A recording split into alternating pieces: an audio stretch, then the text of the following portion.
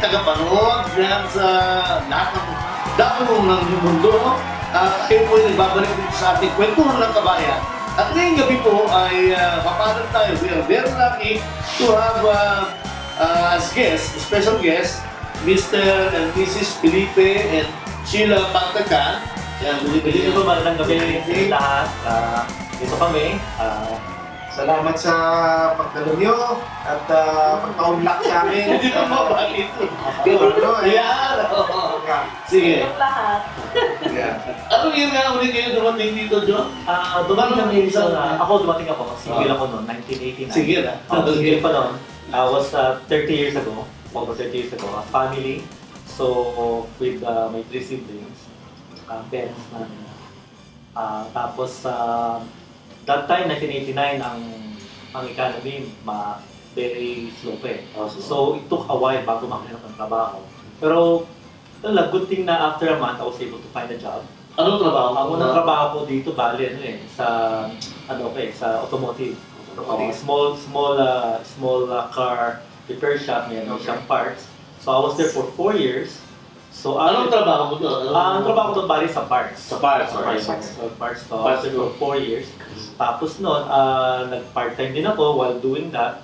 Just to, extra job sa Edmonton Journal. Reading papers every in the morning. Tapos, Ano oras ka nag-umpisa noon? mga 3:30 pa lang ako umaga. Gigising ka, 3:30 pa lang. Hanggang mga 7:30 yon. Tapos diretso na ako sa full-time job ko. 8:30 hanggang mga 5. Yes. Tapos pagkatapos nun, diretso kumuha ako ng mga courses sa U of A. Nag-upgrade ka? Upgrade ako sa management courses. So mga twice or 3 times a week nasa U of A ako. So ganoon ang routine ko. So napag-usapan natin yung yung pagdating mo, yung mga jobs na pinasukan mo. Is this a common thing for any immigrant na pumapasok dito sa Canada? Normal ba na magkaroon ng multiple jobs? Very normal yun kasi siyempre starting ka, you're trying to nahanap mo yung kung saan ka pwedeng kumita na mas malaki. At the same time, siyempre you want to save money, especially kung gusto mong sa school, bumalik sa eskwela. So it's very common, especially kung dito talaga, if there's job, kung kaya ng katawan mo, you'll do it. So, Si Sheila naman, anong year kayo dumating, Sheila? 1994. 1994. Anong ginawa mo nung bagong dating ka? Noon na bagong Saan mo matulog? na bagong dating, I just want to have a job na malapit sa bahay. Yeah. So, trinay ko rin I work at daycare for 3 months and then after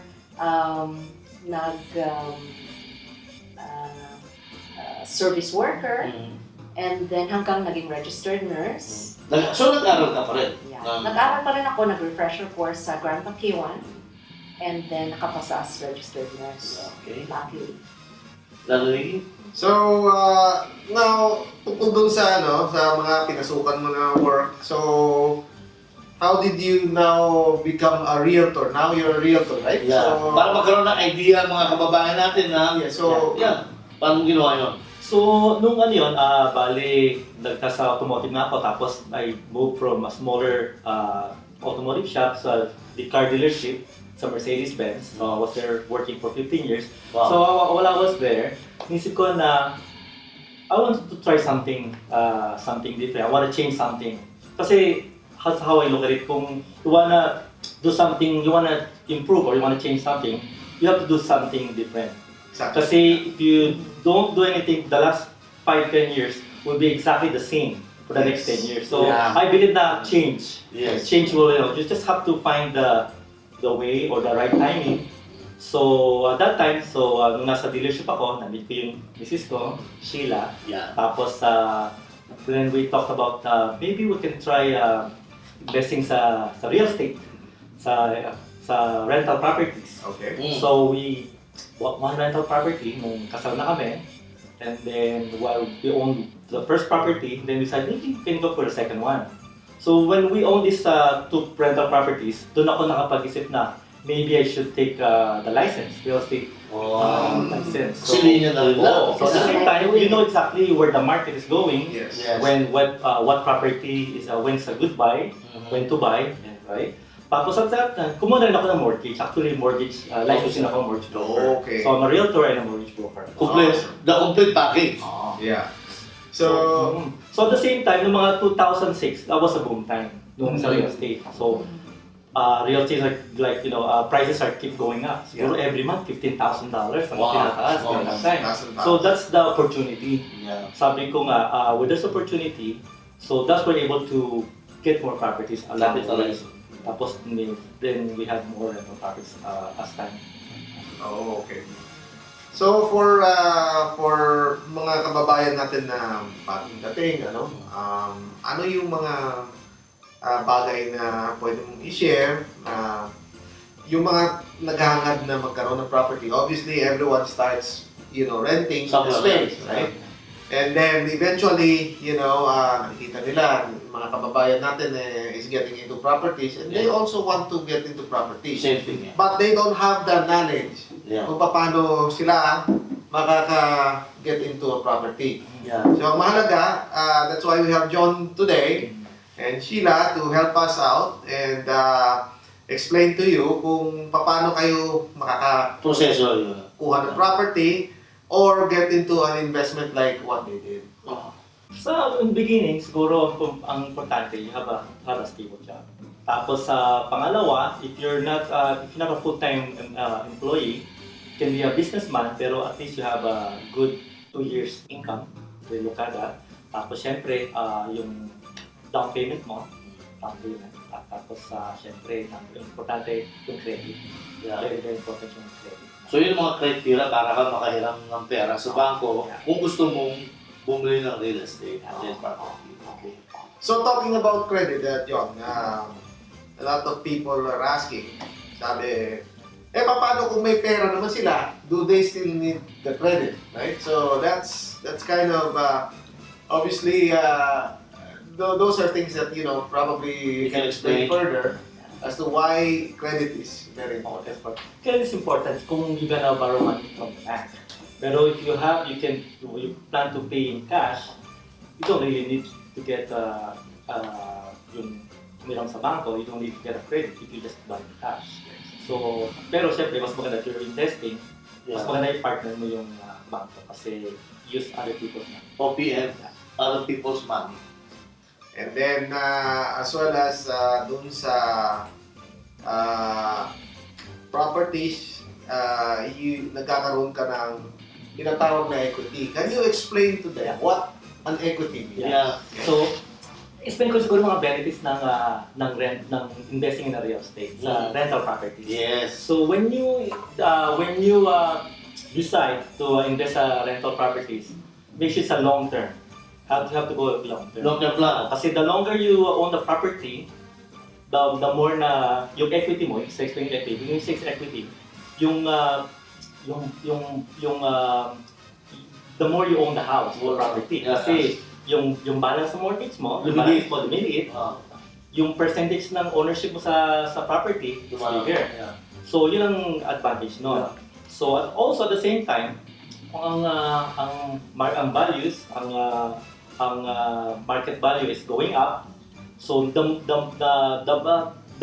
longer you own the property is tapos yung value tumataas, yung equity mo tumataas. Yeah, talagang the longer. Kaya kapag mga 2 years, 3 years lang for rental property, it's not worth it. Kasi you just lose it sa commission, sa interest, property taxes. At saka kung mababa nga, hindi mo ma-dispose, dahil mababa, pag dispose mo naman, loop ka. Kasi yung importante pa pala isa, yung proper timing. If you wanna sell it, you have to get a proper timing sa market. So right now, it's really low. Actually, the best time to buy right now. So, the best time to buy right now daw So, po. nakita nyo narinig niyo yan.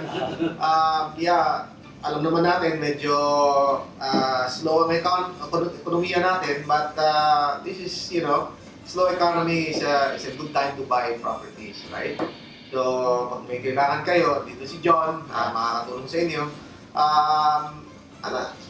Mga do's and don'ts, okay? So, let's talk about do's and don'ts, kasi, we're pressed for time. Ano yung mga bagay na dapat nilang iwasan? Let's start with things that they should not do. Lalo yung bagong dating. Yung mga bagong dating na gustong pumunta sa property, property. Kukuha ng bahay, ano yung hindi nila dapat gawin? Yeah, ang very important kasi very common yan, siyempre pagdating dito, buying a brand new car. Especially if you're thinking of buying a house, bumili ka muna ng bahay. Sasakyan, you can get credit easily. Madali lang. So, pero ang bahay, they look at you, they'll check History mo, yung payments mo. So, the bigger your car payments, maapektuhan yun sa mortgage application. So, unahin niyo yung bahay, narinig niya. Bago yung sasakyan. Kasi, madalas nangyayari, gusto ko ng magarang sasakyan bago kukuha ng bahay. And, magara nga yung sasakyan nyo, wala namang paradahan. So, in a country like ours, brother mo, what happens to a beautiful car? And during winter time, they all look the same. Dahil may iba naman tayo, siguro si sister sila, may share pure experience ng bagong dating ka, at paano meron gustong interesado na mag-personal nursing like you, anong steps na pwede o tips na maibibigay mo sa kanila? Kailangan lang na magpa-reassess ng credentials nila. So dapat dala nila yung mga diploma, lahat yun. Pagkatapos sa Karna, kung ano yung mga requirements. Ano yung Karna? Sabi mo sa Karna is Credential Association of Registered Nurses of Alberta. Sige, Nalito ko yan. Yeah. So, for nurses, alam niyo naman, na isa sa mga biggest exporter of nurses ang Pilipinas. Yes. But we noticed that there's a lot of Filipino nurses natatakot sila mag-upgrade. Yeah. And, yan ang pinakamalaking problema because I think, nurses in the Philippines are pretty much qualified. Oh, definitely. They're the best. If not the best, Yeah. right? So, anong mapapayo mo dun sa mga nag-aalangan? Parang To challenge the natatakot. exam o natatakot? Yeah. No? Because sabi nila, they don't have the money, they don't have the resources. What should they be doing? Yeah. Kailangan ituloy nila yung pag-take ng exam kasi once na makuha nila yung lahat ng mga requirements to take the exam, then be it, registered nurse ka na. Yung exam na sinasabi mo, qualifying exam, Qualifying para ma-accredit. Kasi alam ko meron pang test of English as a foreign language, test of written English, test of spoken English. Before yun yung qualifying, kailangan ipasa mo na o sabay-sabay yun? Kasama yata yun. Kasi ako, 19... Matagal na, Hindi ko kumuha po. 1999. Yeah, because right But now, I'm I pretty think- sure it's the same. May Changes. IELTS and everything. Yeah. So, first and foremost, yung IELTS muna, di ba? Yeah. Then sunod-sunod na yan. And there's a process for that, right? So, dapat hindi kayo matakot kasi Huwag kayo matakot. because of your knowledge, It's there. challenge the exam because sayang yung opportunity, brother? Yeah. Sayang yung opportunity. Now, aside from business, active din itong couple na to sa Couples for Christ, right? Maybe you can say something about yung involvement nyo sa Couples for Christ. We joined in 2011. Actually, siguro we started sa choir. So actually, that's where our hobby now. So Magaling na singers yun yeah, my wife, Sheila's working part-time now. So we enjoy our time. That's a luxury. Balance. Yun lang ang reward ng Balance life. yeah, balanced life. Being self-employed, we spend time sa kids. We never miss mga activities nila, Yes. yung mga Which is awards, important, anything. huh? So those were actually things Family that we first. decided na nag-realize na ako na self-employed yung time na. So anyway, so we're doing choir now. Kami sa choir sa mga churches, we're serving St. Dominic Savio, St. John Bosco, and also Corpus Christi, and also actually St. Charles, Yeah. so we sing every Sunday.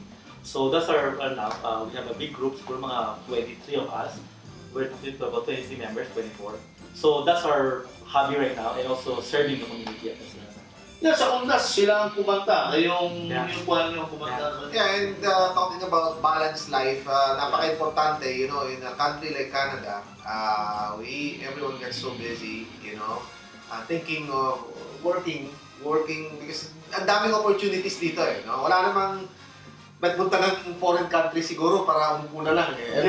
Everyone here is really, you know, working hard, you know, because marami rin mga expenditures, you know, challenges. It's not, wala namang pagkaiba yung nasa Pilipinas ka o nasa Canada ka. It's just a different environment, a better environment. I call it in terms of stability ng political climate, and jobs, no? You know, Brother Nicky, that is interesting when you mentioned the word challenges.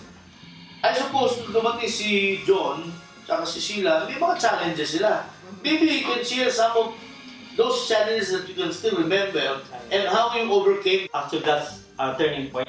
Also, turning point. Kasi those challenges that didn't happen to you, hindi ka makapag-isip for change. Yes. To do something different.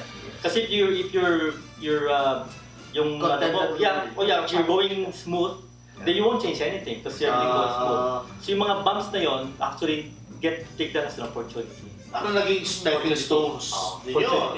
Kasi to give you yung nangyari sa akin, actually how I went to real estate is yung sa rental properties. Yung the first house that we bought is hindi pa ako licensed. I don't know anything about real estate. We're able to keep it actually. I was trying to sell it myself. My siblings, they moved to Vancouver. So actually they just left the house to me. Which is actually good, you know, but the thing is, I can't afford to keep the house. I have to make the mortgage payments, right? Even though they left the house to me, they gave the house to me, but hindi ko mabayaran yung mortgage. So I was trying to sell it for like 2-3 months, and I don't have the experience, and ang balance actually is almost the same. So I can't even sell it for what I paid for, kasi walang value eh, baksak ang at that time. So anyway, doon ako nagkaroon na idea na maybe I should try renting it. And then I moved to my brother's place. Single pa ako that time. So, actually yung sabi ko nga, yung mga challenges na yun, gives you an opportunity. So that gave me an idea na maybe I could start renting. So I rented it, I moved to my brother's place. Doon ako nagkaroon na. So, we have very limited time. Yeah. So, for parting words, anything you can say to our viewers? Sabi ko lang na, siyempre, yung mga plans, mga bagong dating, yung mga first 2 years mo talagang very challenging. Just don't give up, especially yung mga first year mo. Una, pagdating mo, talaga survival mo na eh. You can't really, kung hindi mo makuha yung linya mo, that's fine. Just tiyaga lang, and this is the land opportunity. This is the place for, especially for mga senior kids, healthcare, everything. We're lucky to be here. We're so fortunate. Sister sila, Same thing. So, doon natin makikita mga kababayan na kinakailangan matyaga lang. Kaya nga meron kasabihan na pag may tiyaga, may sinigang. Ano ginagawa? Okay, so that's it for tonight's episode, folks. Salamat sa patuloy na Pagpagkiling natin yung Kwentuhan tayo. sana po nakapagtutulog namin kami sa inyo na hindi lang aliw, kundi konting gintong aral para sa ikumubuti po ng lahat. By the way, Happy New Year! Welcome 2020! 2020 is the best year, you know why? Dahil lahat ng nakakita ng maliwanag. Because 2020 is the year of clear vision. You can see 2020. Okay, maraming salamat po. God bless! Thank you. By the way, I'm pleased to announce na dumarami na po ang viewers natin. Thank you sa ating mga masugid na viewers. Marami na po nanonood sa atin sa iba't ibang panig ng dating. Mayroon pa ang nag-text sa akin, pati ko sila, si Jeffrey and Reggie Latin from San Jose, California. Thank you very much for watching. Batiin naman natin si Jeffrey. Jeffrey, Reggie, salamat. share mo ha. share mo kami. Subscribe to our channel. Yeah, thank you very much again.